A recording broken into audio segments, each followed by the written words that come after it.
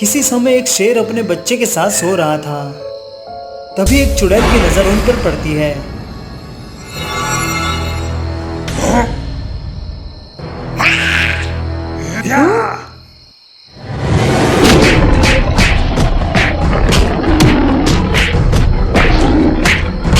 वह चुड़ैल शेर को मारकर और उसके बच्चे को लेकर वहां से चली जाती है। उसी समय दो व्यक्ति राजू और सुरेश जंगल से होते हुए अपने गांव जा रहे थे। अरे भाई, कितने और दूर तक चलना पड़ेगा? कितनी दूर है तुम्हारा गांव? अरे बस कुछ ही दूर है, हम पहुंचने ही वाले हैं।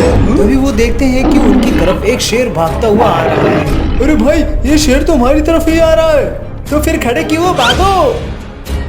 वह शेर भागते भागते चुड़ैल में बदल जाता है और सुरेश को पकड़ लेती है। तभी अचानक वहाँ धुआं होता है। राजू बेहोश होकर गिर जाता है।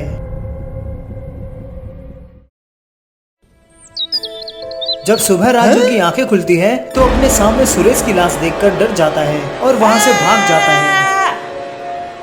वह भागते भागते एक गांव में पहुंचता है। अरे क्या हुआ भाई, तुम किससे डरकर भाग रहे थे? कोई शेर वेर पड़ गया था क्या पीछे? हाँ सही कहा, तुम्हें कैसे पता? मैं और मेरा दोस्त रात में जंगल से होते हुए अपने गांव जा रहे थे, तभी हमारी तरफ शेर आता दिखा। मैं तो वहाँ से भागने लगा, लेकिन तभी अचानक धुआं हुआ और मैं बेहोश हो गया। जब मेरी सुबह आंखें खुली, मेरे दोस्त सुरेश की लाश मेरे सामने पड़ी थी। उस शेर ने मेरे दोस्त को खा लिया। ये क्या बकवास कर रहे हो? इस जंगल का कोई भी जीव इंसानों पर हमला नहीं करता। हम सब एक दूसरे का सम्मान करते हैं। मुझे लगता है तुमने ही अपने दोस्त को मारा होगा और किसी को पता नहीं चले, इसलिए तुम इस गांव में छुपने के लिए आ गए। नहीं, ऐसा नहीं है। मुझे लगता है तुम सही बोल रहे हो, क्योंकि कई दिनों से हमारे गांव के लोग भी जंगल में गायब हो रहे हैं। लगता है ये काम उस इच्छाधारी चुड़ैल का होगा। क्या इच्छाधारी चुड़ैल?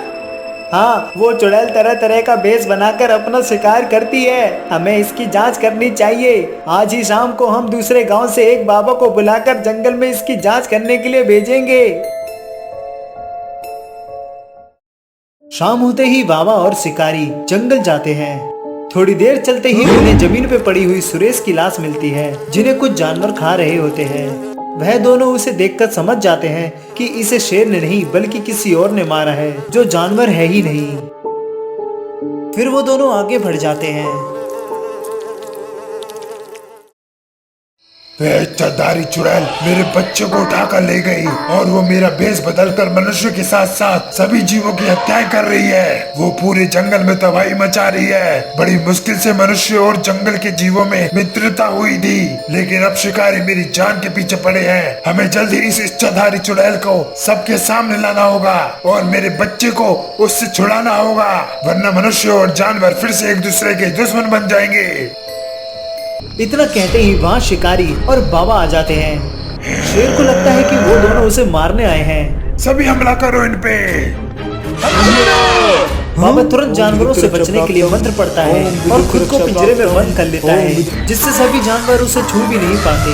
रुको जंगल के राजा, हमें पता है कि तुमने किसी मनुष्य की हत्या नहीं की है, बल्कि इसके पीछे उस इच्छाधारी चुड़ैल का ही हाथ हो सकता है। फिर बाबा चुड़ैल को बुलाने के लिए मंत्र पढ़ता है। कुछ ही देर में वह इच्छाधारी चुड़ैल वहाँ आ जाती है। क्या हुआ बाबा? तुमने मुझे क्यों बुलाया? मरना चाहता है क्या? शेर चुड़ैल को देखकर बहुत गुस्सा होता है। दुष्ट राक्षसी चुड़ैल, मेरा बेटा कहाँ है? मुझे बता दे। उसे तो मैं मार कर खा गई। उसे उसकी बात सुनकर बहुत गुस्सा आता है। वह सभी जानवरों को उस चुड़ैल पर हमला करने के लिए बोल देता है। सभी इस पर हमला करो। सभी जानवर चुड़ैल पर हमला कर देते हैं।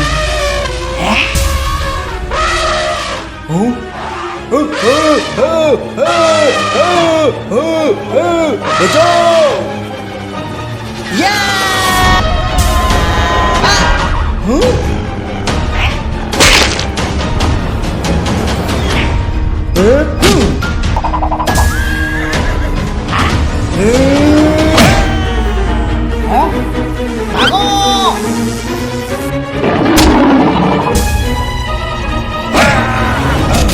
वह चुड़ैल सभी जानवरों को खत्म कर देती है। इसी बीच बाबा चुड़ैल को खत्म करने के लिए एक मंत्र पढ़ता है। बाबा को मंत्र पढ़ता देख चुड़ैल उसे रोकने के लिए भागती है, लेकिन शिकारी उसे रोकने के लिए उस पे गोलियां चलाता है, लेकिन उस पे कोई असर नहीं होता।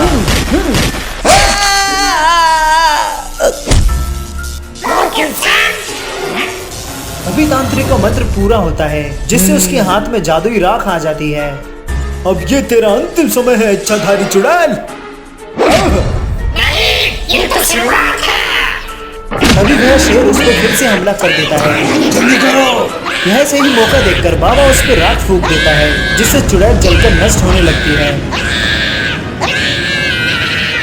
चुड़ैल के नष्ट होते ही शेर को अपना बच्चा मिल जाता है। पिताजी। बेटा।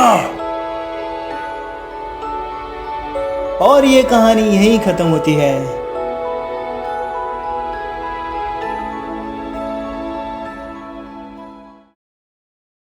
अगर आपको ये कहानी पसंद आई है और आगे भी आप ऐसे कंटेंट देखना चाहते हैं तो प्लीज आप हमारे चैनल को सब्सक्राइब करें और कमेंट करके बताएं कि आपको ये कहानी कैसी लगी। धन्यवाद।